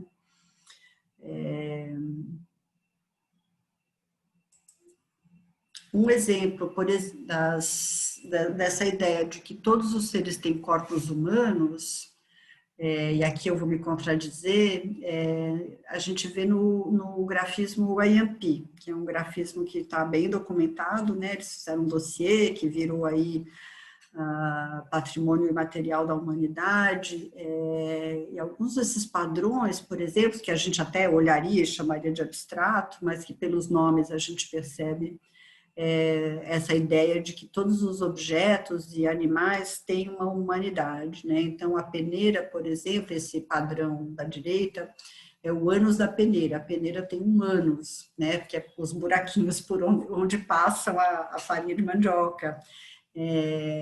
Esse outro padrão da esquerda é a pintura facial da rã, ou seja, os animais também têm uma pintura facial. Então, é tudo pensado em termos análogos a uma humanidade, né? Todas as características, as coisas, são análogos ao ser humano. Aí, a outra coisa que eu estava falando para vocês, e que tem um pouco a ver com essa ideia de quimeras, né, é essa linguagem que é o tempo todo metonímica ou metafórica, ou seja, uma parte, essa representação que vocês estão vendo à esquerda, ainda é grafismo Wanyapi, isso, é a representação de um jacaré. O jacaré ele pode ser representado assim, com o corpo todo, ou pode ser representado apenas com um padrão que corresponde à pele do jacaré, né? Então, uma linguagem metonímica, ou seja, uma parte representa o todo, um Wanyapi olhando isso, ele vê um jacaré aqui, né? Por isso que eu falo que quando a gente chama isso de arte abstrata, é uma arte falsamente abstrata, né? Ela está, na verdade, representando um jacaré aqui. A mesma coisa com essa ideia das cobras aqui, que a gente veria esse motivo abaixo, talvez como uma coisa abstrata, mas que um Wanyapi olha isso e imediatamente identifica com a jiboia, a aramaria, etc. Né? Então, são alguns exemplos, e é lógico que essas linguagens mais quiméricas, mais metafóricas, menos, variam de grupo para grupo, né? Eu estou tentando dar um panorama geral aqui. E essa bricolagem, essa manipulação das imagens que o Lévi-Strauss já tinha observado lá atrás, né? Ele fala dessa representação desdobrada, dessa arte, dessa pintura corporal dos Cadiveau, que são padrões, são dois padrões que são juntados e aí girados, né? E colocados sobre a cara das pessoas. A gente vê isso o tempo todo. Na verdade, é uma maneira de animar, né, de dar movimento a essas figuras. Então, a gente vê essas manipulações nos grafismos, através de rotação, de espelhamento, de várias outras coisas, como nesse sentido de dar movimento a esses grafismos. Aqui é uma arte dos Shipibo, que fazia uma cerâmica super complexa, com esses padrões geométricos, e um estudo, né, de todos os tipos de rotação, reflexão, translação de motivos gráficos mínimos que depois são combinados de diferente forma e formam esses padrões complexos. Então, isso a gente vê o tempo todo nos grafismos ameríndios, né? E, sempre no sentido de movimentar, ao movimentar é que você produz coisas, você produz corpos, sobretudo, né? Corpos que estão aí agindo no mundo. Na arqueologia, a gente vê essas técnicas de tentar animar os objetos de modo a representar uma transformação corporal, né? De algumas maneiras. Eu trouxe aqui para vocês o exemplo desses vasos, que a gente chama vasos de cariátides, que são os povos tapajônicos lá da região de Santarém. Eles chamam vasos de cariátides porque eles têm essas figurinhas que seguram essa parte superior do vaso, e que tem esses apêndices aqui que se alternam entre urubu e pessoa, e às vezes se você vira esse vaso, você vê numa mesma figura ou um urubu com uma penugem, um urubu-rei, ou uma pessoinha com um cocar, né? Então, é uma maneira quase cinética, assim, de movimentar e de você representar a transformação. Um outro exemplo são essas peças que são chamadas de ídolos, mas são estatuetas de pedra, né, que a gente não sabe muito bem para que elas servem, e eu acho que tem a ver com insumo, talvez servisse como porta-inalador para algum ritual que se consumia substâncias alucinógenas, alguma coisa assim, mas que são objetos que, dependendo do ângulo que você vê uma coisa, um ser diferente, né? Então, aqui você vê um felino. Vocês veem a ponta do meu mouse? Sim. Os olhos, uma boca quadrada, né, um rabinho aqui, você vira de ponta cabeça, você vê uma cara humana, né, com olhos, nariz, a boca aqui, você vira de lado, você vê um pássaro com um bico curvo, enfim, então são obras de arte que têm um poder, uma capacidade de abstração enorme, né, e que buscam sempre representar essa instabilidade dos corpos, das formas. Mas também tem alguns padrões que a gente vê nesse passado que tem a ver com que usam de alguns princípios que a gente encontra também nas artes andinas, né? Então aqui eu trouxe algumas urnas funerárias, as de cima são de Marajó, as de baixo são da Amazônia Central, que são seres, né? São pessoas sentadas, que você vê, umas têm a representação dos membros mais destacados, outros menos, mas que usam de uma técnica que a gente chama, elas pertencem todas a uma coisa que a gente chama tradição polícroma da Amazônia, só para vocês terem uma ideia da distribuição dessas peças, né? Elas vão basicamente da Amazônia Central até o sopé dos Andes, assim. E elas usam de um recurso que a gente chama de kenning, que é de você representar membros ou partes do corpo com partes de animais ou com animais, né? Então, vocês veem que aqui os braços dessas urnas marajoaras, eles são feitos de cobras, né? Aqui essa tiara, que aparece bastante também é uma cobra de 2 cabeças. Enfim, a gente ver essa substituição, às vezes o ombro dessas urnas é uma cabecinha de urubu, que nem essa aqui, né? E essa técnica de representar partes do corpo humano com animais, a gente chama de kenning, e é uma coisa que tem muito em algumas culturas andinas. A gente encontra isso em Chavín, a gente encontra isso na cultura moche, a gente encontra isso em Tiwanaku, na Bolívia, e também em algumas representações do Império Inca, né?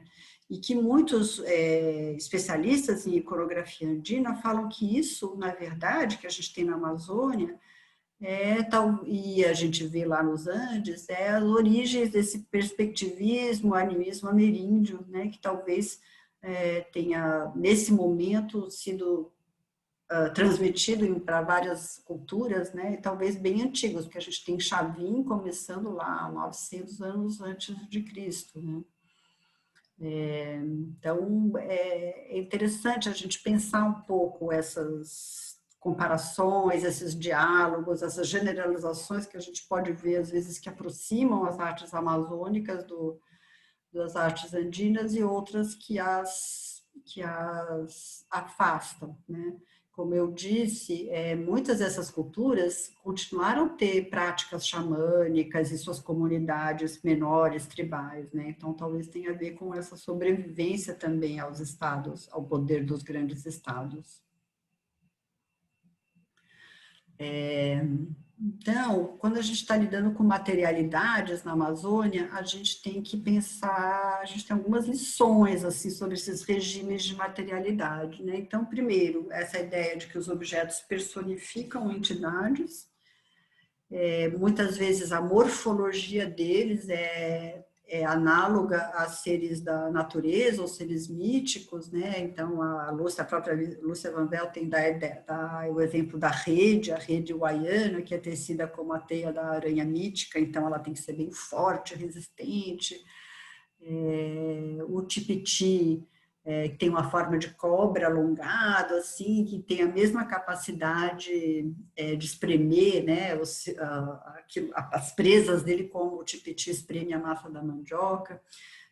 Então, a ideia, assim, de que esses objetos, eles replicam não só formas de seres de uma natureza mítica ou ancestral, eles replicam a agência deles, a maneira deles de agirem sobre o mundo, né? Então, nesse sentido, os objetos são sempre índices de ancestralidade e de uma maneira de trazer esses seres ancestrais que continuam agindo sobre o mundo. Uma outra grande lição que a gente tem que tirar, né, de como lidar com essas materialidades ameríndias é justamente que esses grafismos não são apenas desenhos, né? Esses grafismos, no caso, por exemplo, Kaxinawá, né, a Elze Lagru fala que os grafismos, quando ele é feito no ritual sobre o corpo da menina, eles são grafismos que fazem uma intervenção profunda naquele corpo, né? Ela fala, o desenho abria a pele para uma intervenção ritual e coletiva sobre o corpo da criança que estava sendo moldado, fabricado, transformado. E a gente tem que pensar nesses grafismos agindo sobre os seres também, não só sobre os seres humanos, mas também, por exemplo, nos objetos, né? Nas cerâmicas e tal. Então, os desenhos, eles são índices de ações, eles não são só um símbolo, ou estão representando alguma coisa, né? E, finalmente, aquilo que o Emílio tinha levantado, essa coisa da agência dos objetos.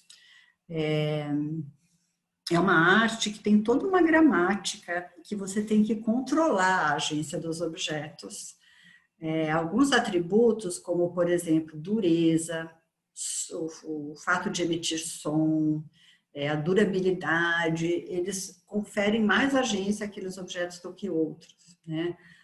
Representação de seres importantes. Então, por exemplo, uma flauta que é feita de uma madeira que é duradoura, que emite um som, ela não pode jamais ter uma decoração que reproduz a pele da onça, por exemplo, porque isso a tornaria um objeto tão poderoso que você perderia o controle sobre ele, né? Então, é isso que o Emílio estava falando, você tem que ter um certo cuidado de como você compõe esses objetos, de como você confere agência a esses objetos, de maneira a não perder o controle, né? E muitos desses objetos acabam sendo destruídos porque eles deixam de servir, de performar, né, de cumprir o seu papel no ritual, e depois tem que ser destruídos para não ficarem andando por aí, não ficarem nessa arena de visibilidade, de interação com as pessoas, porque eles podem se tornar maléficos, né?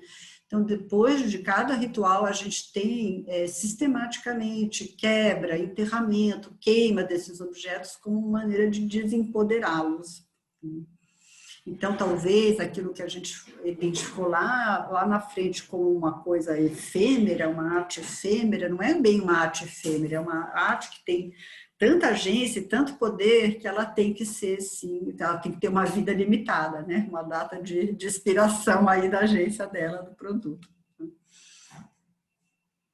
Aí eu trouxe para vocês algumas coisas para a gente olhar e comentar, assim, né? Então, o momento do ritual é bastante especial na fabricação de objetos artísticos, ou de expressões artísticas, na medida em que ele vai efetuar um grande impacto na memória das pessoas, né, na maneira como as coisas, as histórias são contadas, as narrativas, e elas vêm todas juntas, que a gente está acostumado a falar de arte tridimensional, de objetos, de grafismos, de arte visual, mas a gente tem que pensar essas artes sempre num contexto de dança, de música, de ingestão de fermentados, enfim, de uma série de outras manifestações que te levam a um estado de fruição estética que é altamente sensibilizado, que aquilo realmente marca a sua participação e a sua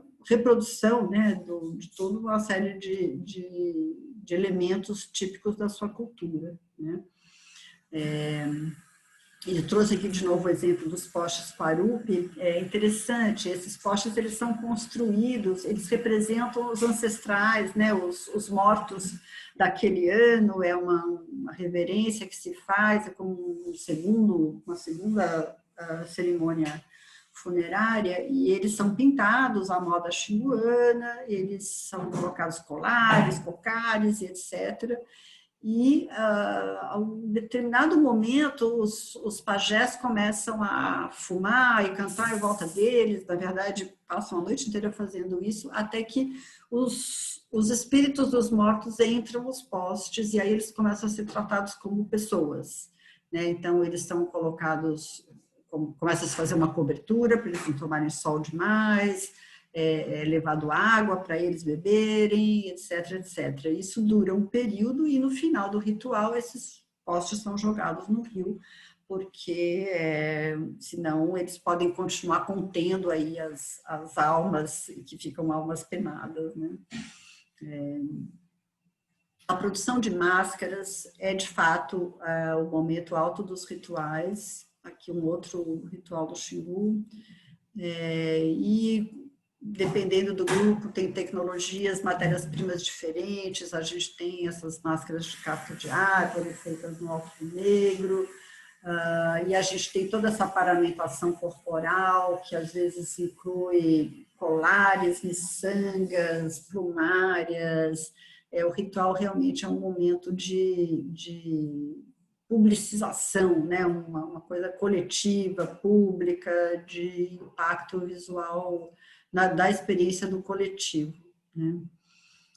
Uma outra coisa bem típica dessa arte amazônica é que ela é muito...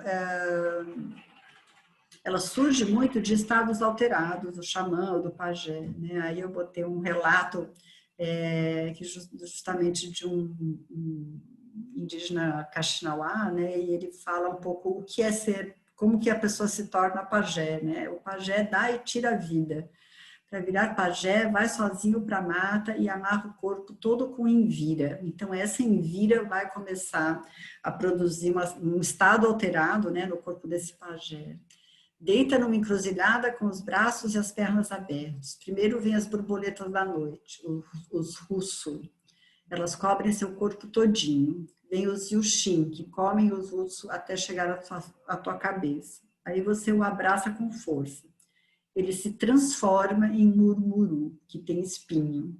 Se você tiver força e não solta, o murmuru vai se transformar em cobra que se enrola no teu corpo. Então, olha a analogia, né? Da envira e depois da cobra. Você aguenta, ele se transforma em onça. Você continua segurando e assim vai até que você segura o nada. Você venceu a prova e daí fala. Aí você explica que quer receber um Muká e ele te dá. Então, um relato de uma transformação, na verdade, de um pajé, né, que está querendo se comunicar com o mundo dos outros. E esses estados alterados, que levam à transformação corporal, Eles podem atingir isso de várias maneiras. Pode ser ingerindo alguma substância, aí fumando, ingerindo paricá, inalando. A gente tem uma série de tradições na Amazônia, né, de diferentes maneiras de entrar em estados alterados e, sobretudo, de alterar a visão, né, de você produzir efeitos biológicos mesmo que alteram a maneira e as cores como você vê, né, e os fosfenos da nossa visão, e você começa a ter essas imagens alucinógenas, em geral muito brilhantes, muito coloridas. Mas você pode também simplesmente, que nem no Xingu, que eles não tomam nenhum alucinógeno, eles fumam tabaco, que é uma coisa que eles fumam tabaco em grande quantidade, e passam a noite inteira com danças e movimentos em volta do pajé, né, até que ele entre em transe. Aí eu coloquei 2 imagens para você. A primeira vez que esse ritual foi documentado, logo que o primeiro antropólogo entrou no Xingu, né, em 1889, acho, e hoje em dia o mesmo ritual sendo performado, vocês veem que é muito semelhante, né? Então tem certas coisas das culturas indígenas que realmente parecem que são um núcleo, que são resistentes e que não mudam, né? E esses rituais xamânicos são, acho, parte desse núcleo duro aí.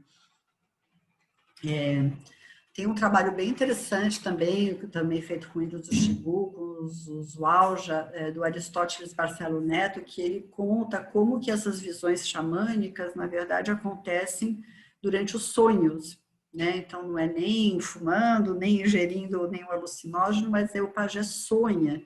Por exemplo, para esse ritual aí, que é o ritual dos Apapatai, que são os monstros que pregam peças nas pessoas, que aparecem, né? Eles têm essa cara aí dessa máscara, e eles pedem comida, e se as pessoas não derem comida para eles, eles aprontam e tal. E cada Apapatai, eles têm cores e uma cara diferente. E na véspera do ritual, o xamã, ele sonha com os Apapatais e vê a cara deles, e aí fala para os artesãos que cores, como que eles têm que pintar essas máscaras, né? Então, é uma arte que vem de visões xamânicas e que depois é repassada para os artistas ou para os artesãos, né? E muito dessa arte que envolve essas visões, ela envolve também objetos que eles em si já são decorados e eles em si já induzem a determinadas visões, né? Então, aqui são umas pranchetas de madeira de aspirar paricá, né? Que é uma droga alucinógena. E as próprias bandejas já são em formas de determinados animais, cobras ou macacos, ou que provavelmente tem a ver já, né, para induzir qual a visão que a pessoa que tá tomando aquilo vai ter. Então, é uma espécie de conjunção de meio e mensagem, né? Aquilo que você vê é induzido pela maneira como você entra nesse estado alterado. Um outro exemplo é aqui esses xamãs Siona, né? Eles bebem uma bebida fermentada e eles veem essas pinturas com as quais eles têm que se paramentar, né? Só que esses mesmos elementos gráficos que ele vê nessas pinturas, ele já está no pote de caxiri que ele bebe, né? E ele sonha com determinados arranjos desses elementos gráficos, e aí são produzidas essas lanças rituais com esses elementos gráficos da maneira que ele sonhou, que ele viu, na verdade, a partir da ingestão da bebida fermentada. Então, é uma grande fonte de inspiração, né? Esses estados alterados, a gente tem que pensar nisso. Bom, a gente já falou bastante de fabricação do corpo, eu queria insistir sobre isso, e sobretudo também, que eu acho que é outro núcleo duro, né, das artes ameríndias, esses grafismos e essa construção do corpo, muitos da produção dessa construção do corpo, na verdade, aproximam essa construção do corpo de outros animais, né?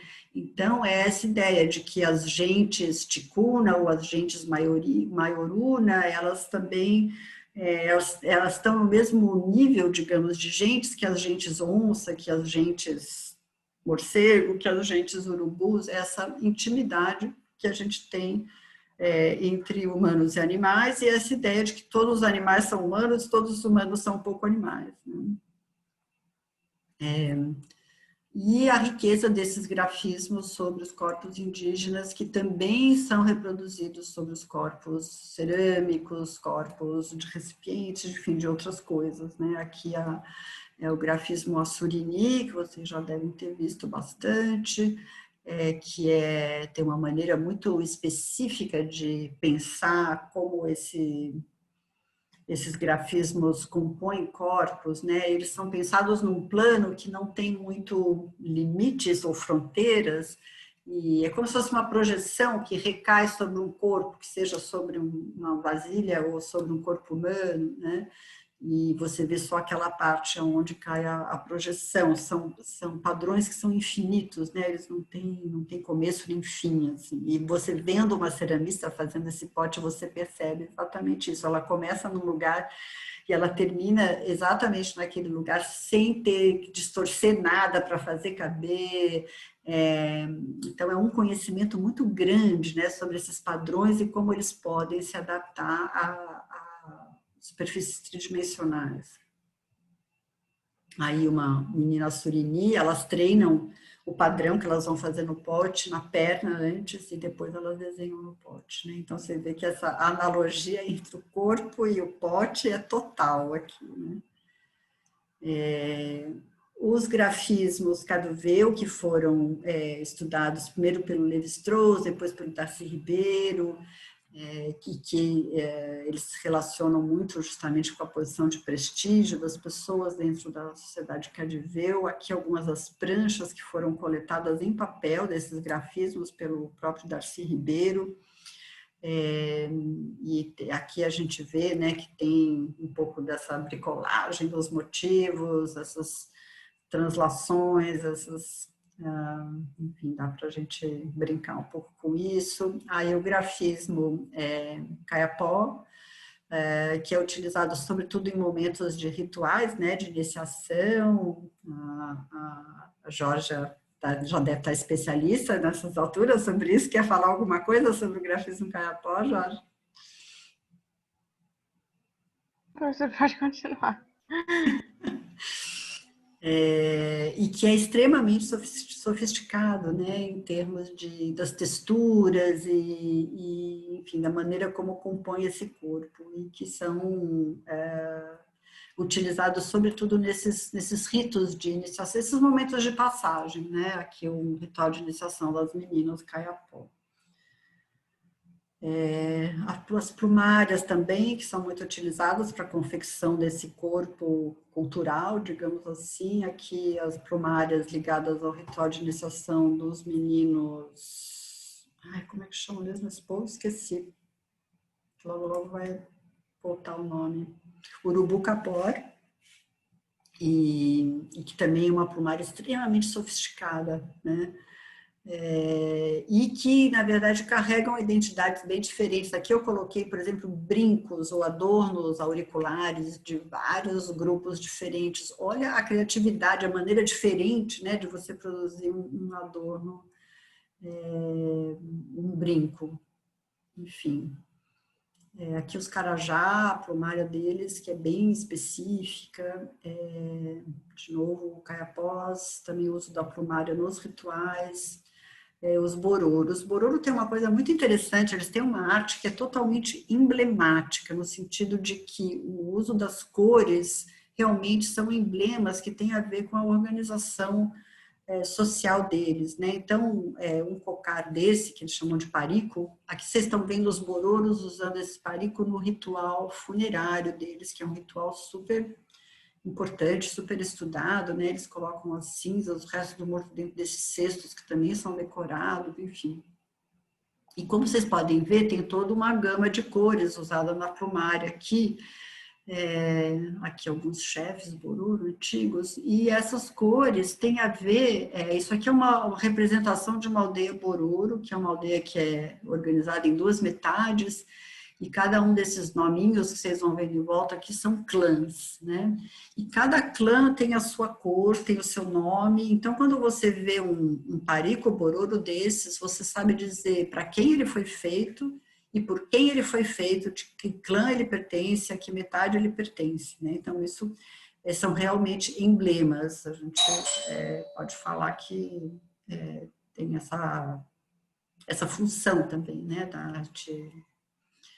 E, finalmente, eu queria falar um pouco da ideia de como que a arte indígena muda, né? Ela é uma arte tão tradicional, tão voltada para se reproduzir,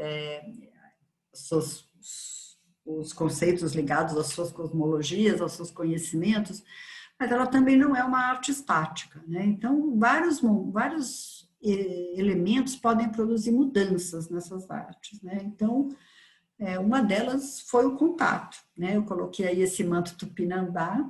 A primeira coisa que os portugueses fizeram ao entrar em contato com os tupinambá foi destruir os mantos dos chefes, né? E hoje em dia a gente não tem nenhum no Brasil para contar a história. Esse mesmo está na Dinamarca e está lá como patrimônio nacional deles e nunca mais vai sair da Dinamarca. Mas, por outro lado, a gente vê que tem uma arte hoje indígena que continua bem resistente, né? Hoje em dia a arte indígena contemporânea está bombando e eu estou até tentando trazer para a nossa última aula uma artista indígena. Vamos ver se ela vai topar para falar um pouco da arte contemporânea dela. Então, à direita vocês estão vendo uma escultura em madeira dos índios do Acre, são um coletivo de artistas e eles colocam a arte deles em galerias de arte do mundo contemporâneo ocidental, né? Então, o que provoca mudanças nessa linha do tempo aí das artes ameríndias? Bom, tem certas coisas que eles pararam de fazer porque simplesmente foram proibidos de fazer, né? Então, as urnas funerárias, que era uma coisa tão comum na Amazônia, e aí eu coloquei urnas de algumas culturas, na medida em que vai entrando em contato com a igreja católica, cristã, enfim, os enterramentos em urnas são proibidos, eles deixam de fazer esses objetos rituais, né? Eles não deixam de fazer a cerâmica. A cerâmica a gente vai falar na próxima aula sobre ela, é um desses elementos que eu acredito seja um elemento de resistência. Mas eles deixam de fazer as urnas funerárias. Algumas artes, como, por exemplo, as coisas marajoara, são culturas que não terminaram necessariamente por causa do contato ou da invasão europeia, né? A gente sabe que a cidade de Marajoara desapareceu por volta do ano 1400, então talvez a gente esteja lidando aqui com aqueles elementos de prevenção de formas mais fixas de poder, né? Esses ciclos de sociedades que florescem e depois decaem naturalmente. A gente tem, enfim, tem uma longa discussão sobre por que os marajoaras desapareceram, mas a gente não teve continuidades com grupos indígenas atuais, né? Outros a gente sabe que sim, que continuaram até a colonização, que nem os tapajós, que produzia essa cerâmica maravilhosa, que a gente chama de cerâmica tapajônica ou de Santarém, né? E que a gente tem bem documentado através de cronistas e depois até de alguns antropólogos, como que eles, de fato, desapareceram por causa do contato com o branco. Eles sobreviveram até o século XVI, XVII, então a gente tem ainda alguma informação sobre eles. Aqui vocês estão vendo duas cabeças munduruku, né? Os mundurucus, que são até hoje povos muito guerreiros, capturavam seus inimigos e transformavam aqueles mais corajosos, inimigos mais perigosos, transformavam suas cabeças em troféus, né? E eles acreditavam que a coragem desses inimigos iriam passar para eles, etc. Isso era uma prática bastante comum Até que, lógico, começou a se proibir, né, cortar a cabeça do inimigo na sociedade nacional. Então, tem algumas práticas rituais que simplesmente foram reprimidas, que pararam de fazer porque está fora da lei hoje em dia, né? Apesar de que a gente teve uma Constituição que sim diz que tudo que eles têm direito, né, a praticar todas as suas práticas tradicionais, etc., cortar a cabeça do inimigo não é uma coisa permitida. Tem algumas coisas que a gente desconfia que podem ter tido continuidades. Eu, por exemplo, quando eu vejo as estatuetas Carajá, as bonecas, famosas bonecas Carajá, eu vejo muitas continuidades de estatuetas cerâmicas Marajoara, mas eu não sei, na verdade, como a gente não sabe o que aconteceu com os Marajoara, se eles terminaram de vez, se eles se transformaram, foram absorvidos por outros povos, então a gente tem umas lacunas aí, às vezes, entre esse passado arqueológico e presente etnográfico, né? Mas são tradições que, de certa forma, estão aí e podem representar uma continuidade, né? As meninas Carajá, com as suas pinturas corporais, a gente tem coisas bem semelhantes nas estatuetas arqueológicas, né? E olha, o uso das bonecas atuais, aí são meninas Caiapó, é uma foto da Lux Vidal, essa que continuam brincando com a pintura corporal nas bonecas hoje em dia modernas, de plástico, etc. Né? Então, essa mesma função de aprendizado social, essa função lúdica, de identidade, continua mesmo se a técnica é outra, se a matéria-prima é outra, né?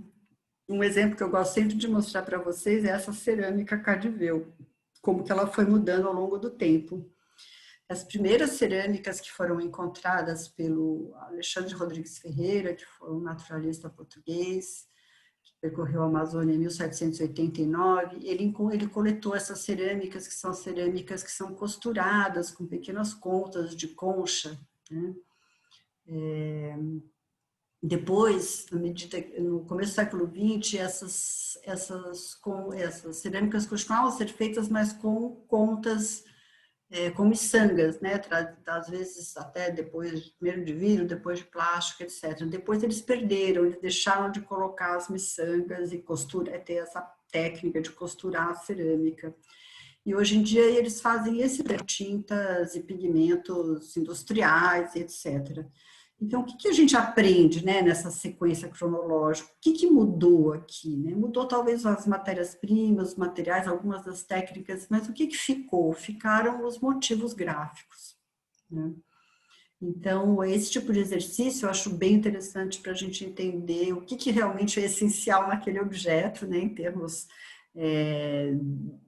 da importância desse objeto, por que ele é feito desse jeito, e o que realmente lhe confere agência, né? Então, a gente vê que esses motivos gráficos, Cardiveu, que são aqueles motivos feitos sobre a pele, né? Que o Lévi-Strauss estudou lá atrás, eles continuam sendo feitos sobre a cerâmica, mesmo que com matérias-primas diferentes, etc. Então, tem elementos que são muito resistentes e muito persistentes, e outros que, em contato com a sociedade nacional ou com outras sociedades, são adaptados, né?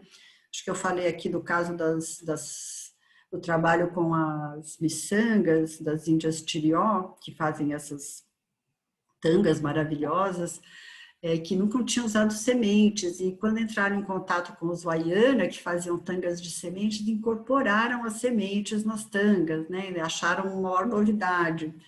Então, também esses contatos hoje em dia entre que essas redes indígenas proporcionam, tem uma maneira, tem grupos que incorporam mais facilmente coisas dos outros, né? Aqui, por exemplo, eles incorporaram também, tem o cesto Wayana, que tem esse motivo gráfico, a andorinha, ele foi totalmente incorporado nas tangas Tirió, né?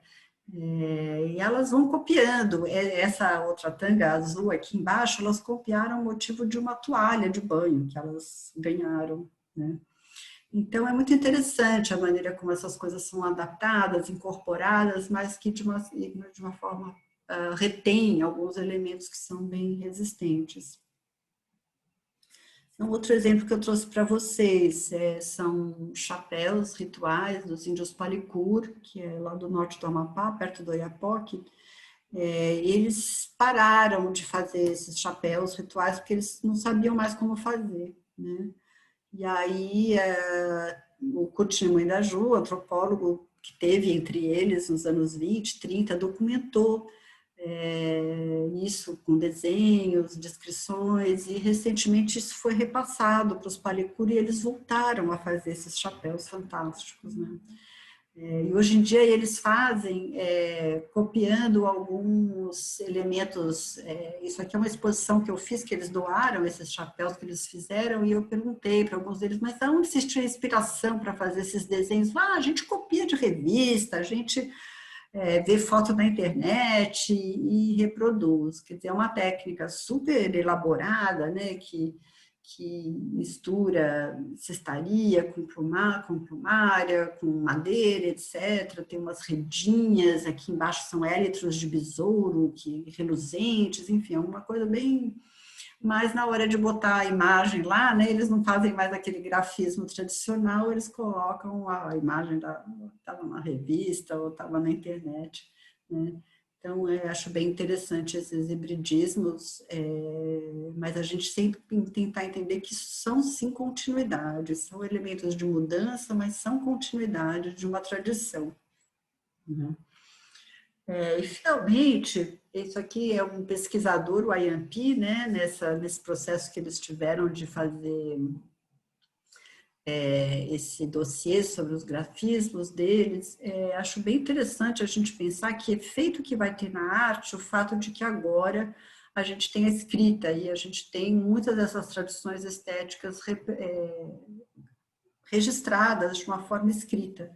Será que isso vai engessar a arte deles? Será que eles ao deixar de serem uma sociedade de tradição somente oral, né, tendo agora escrita, isso vai ter também uma influência na arte deles, né?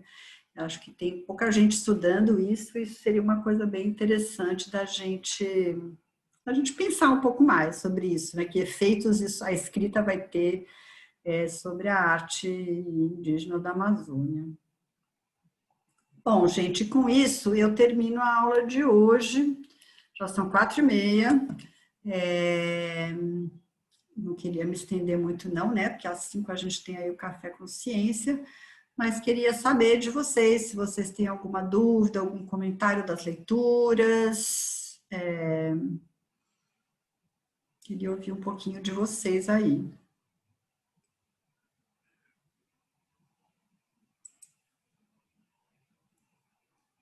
Também está tudo ok comigo. Eu queria fazer só um comentário assim final com relação àquela parte que tu falaste sobre os rituais, por exemplo. A isso eu me remeto muito ao Steinbeck. Por exemplo, ao longo no último momento do ritual, que é a festa em si, do muqueado, porque, no ritual Tembé da passagem, né, de passagem tanto dos meninos quanto das meninas, você tem vários processos. Você tem a festa do mingau, você tem a festa da criança e você tem a festa do muqueado, que é a última festa, dentro desse complexo ritual. E nessa festa, as meninas, elas não usam nenhuma pintura corporal, assim, de forma de grafismo. Porque elas são todas pintadas de genipapo. Uhum. Ou seja, você não tem um desenho, você não tem um motivo, assim. Diferente dos meninos, por exemplo. Enquanto as meninas estão todas pintadas de genipapo, da cabeça aos pés, os meninos, eles têm uma pintura que lembra um pouco a guariba, mas também lembra um pouco a onça. Então, tem uma forma meio metamorfoseada, meio híbrida, né? Você tem o desenho aqui da guariba, genipapo, mas você tem outros desenhos, outros grafismos, outras pinturas que lembram também a onça. Então, tem essas questões, né? Porque eles, por exemplo, eles explicam, os Tembé explicam que esses grafismos ajudam a incorporar esses elementos, né? Não só os grafismos, como também a ingestão dos animais nesse momento. E as aldeias, a festa ocorre no centro da aldeia, numa ramada que é construída, né? E aí ela está localizada no centro da aldeia. E isso é bem interessante também, como esse universo, esse cosmo Tembé, por exemplo, esse cosmos indígena, da feita que essas pinturas, esse genipapo, ele também tem a função, junto com as cantorias, de atrair, de convidar os não-humanos, os caruaras, que eles chamam, os espíritos, né, das florestas, né, que entram, porque tem uma parte que ninguém senta, que fica aberta, dessa ramada, que é por onde esses espíritos entram e também por onde eles saem. Ou seja, durante o dia você tem todas as atividades, né, de canto, de dança dentro da ramada, e à noite você também tem esse mesmo processo, porque você tem que expulsar, né, convidar os caruaras, os espíritos, a sair e voltar para as suas casas à noite, e não ficar na frente, fazendo cantorias também, para que esses espíritos não entrem. Os espíritos da noite, que são mais perigosos, também não entrem, porque são esses espíritos que também vão moldar esse corpo. Os que a gente tem visto a partir dos rituais hoje é muito isso, né? Como esses corpos eles vão ser transformados, sobretudo por essa agência desses espíritos, não só os espíritos dos animais, dos seres da floresta, desses outros, mas também alguns espíritos ancestrais, de pessoas que já, de pessoas próximas, que voltam nesses momentos também para, como eles dizem, brincar. Eles têm essa ideia da brincadeira, é um momento de brincadeira entre todos, é um momento de coesão, que vai produzir esse corpo e vai também produzir e reproduzir o território dentro desse corpo, dentro dessa coesão social da aldeia. Então, isso me fez pensar, agora esses textos me fizeram pensar e repensar mais ainda sobre esses processos atuais, né, de produção do corpo, né, de manutenção, de como esse corpo ele vai sendo também produzido cotidianamente, né, e ao longo dos vários períodos da vida, não só especificamente, por exemplo, dos rituais, mas o momento do parto, a gestação, as caçadas. Então, você tem vários contextos onde esse corpo vai sempre ser produzido, transformado, agenciado, e sempre nessa relação social com esses não-humanos também. Então, acho que é uma dimensão muito, muito emblemática, né, dos povos amazônicos, quando a gente se volta a entender esse aspecto. Então, eu acho assim que assim como nos Andes, o medo é de o cosmos se desequilibrar, de você ter que manter sempre as quatro partes no equilíbrio.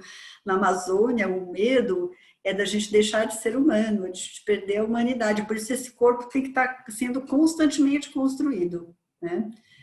O Eduardo Vieira de Castro fala um pouco isso. Ele tem um texto bem bonito que ele fala de xamanismo vertical e xamanismo horizontal. Eu vou mandar para vocês.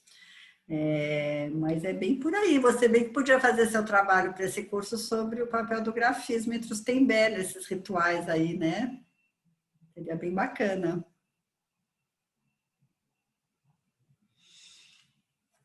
Gente, na aula que vem a gente vai ter a Edith Pereira vindo falar de arte rupestre da Amazônia para a gente. Imperdível essa oportunidade.